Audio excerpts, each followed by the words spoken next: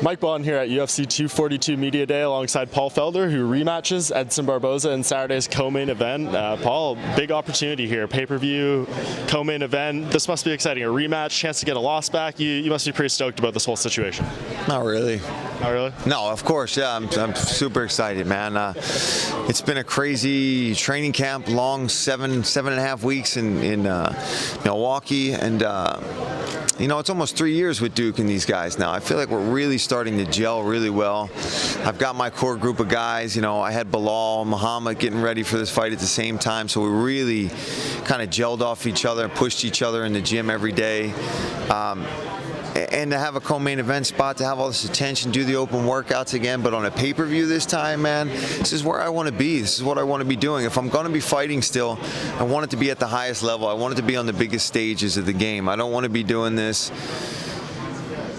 just to do it anymore. I'm 35, and I'm trying to be the best in the world. If I'm not trying to be the best in the world, I'm going to be holding one of these. And with your, coming off the last win, was this fight, this rematch, like a natural kind of progression in terms of where you want to go, moving up the rankings and everything? Is that like the fight you want, more or less? Yeah, obviously, right? You get ranked, you beat the number 10 guy, got the 10 spot.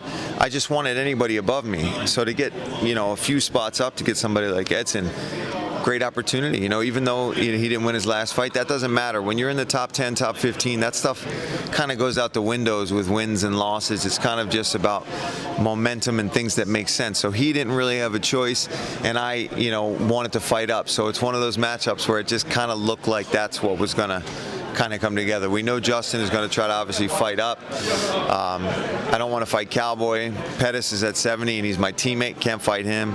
So it's the fight that made sense. I'm not going to get a Tony. I'm not going to get a Connor yet. So it's where I need to be.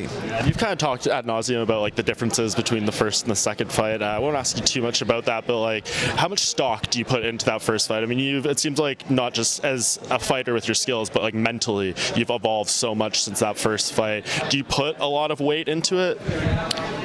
Of course you think about it, but what I think about is it just pisses me off, you know what I mean? I think about those kicks that he landed. I think about the things I should have done and could have done with better training, and no excuses. Like I also want to make that really clear too. Like, obviously I'm going to talk about the things I'm doing better now, but I lost that fight.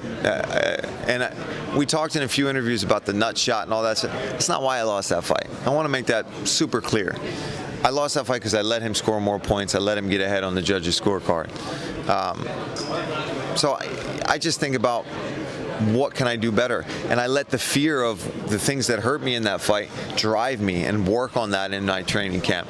The things that he did really well, I think about it. I fucking can't sleep at night sometimes because I'm thinking about, what if he lands this again? What if he does that again? And I feel like those are the best things to happen to a fighter. Is if you're not uncomfortable or scared of who you're fighting, he's going to knock you out or he's going to piece you up. You know what I mean? You can't disrespect him like that. And I have nothing but respect for Edson, and I'm going to turn that into fuel and go after him.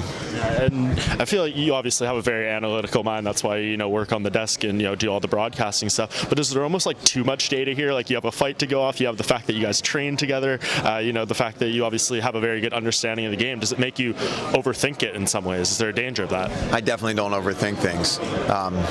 My teammates can tell you that I'm good at fist fighting. That's why I'm where I am right now. It's not because I overthink things or game plan or strategy. Now I have those things. Now I have coaches that do that. But the reason I win fights is because I know how to fight. I scrap. You are a fighter or you're not a fighter. Ever since I was a little kid, I wasn't afraid to fist fight somebody. If you pissed me off or you started shit with me, I was going to punch you in the mouth. And Saturday night, there's a dude across the way that's trying to punch me in the mouth. He's trying to stop me from getting money to support my family and to move my career. I'm going to go punch him in the mouth. I don't care who he is. Is he maybe? I know you are dismissing, the 1-3 in the past 4 fights. It's against very high level competition. But seeing him, he's taken more damage over the years. He's been knocked out in his last fight. Is he more vulnerable than he was in the first fight? No, he's a scary son of a bitch, man. He's scary.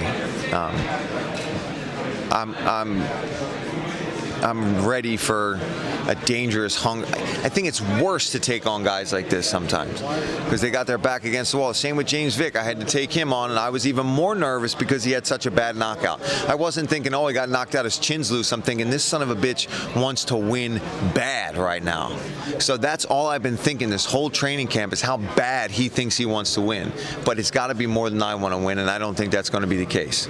And last thing I want to say before we get out of here, if you can put your analyst hat on, obviously we have a championship fight in your weight class on the top of this card, Khabib and Poirier. Give us the Paul Felder breakdown. How do you see this one going? Who wins? Man, I've been saying I'm leaning towards Khabib just because, I mean, shit, it's hard not to. The guy's undefeated. He's a savage, and he's shown that he's evolving. His stand-up's getting better to be able to set up his takedowns.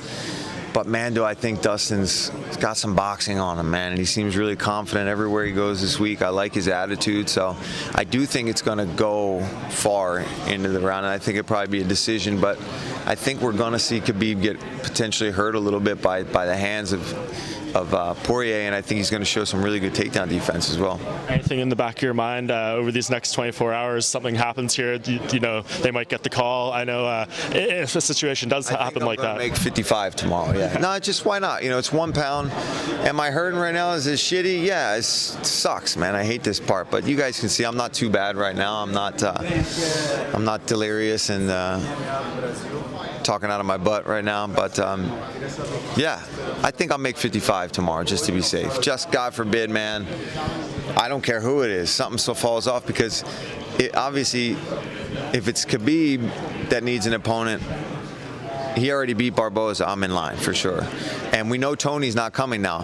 When I found that out and I heard Tony's interview that he's not coming for sure, I was like, all right, I think I'll make 155. If Tony was going to be here, I wasn't even going to bother, because it's like, obviously he's here for that reason. But unfortunately, if Dustin needs an opponent, it might be Edson that gets it. They're training partners, though, or they work out at the same time. Oh, that's true.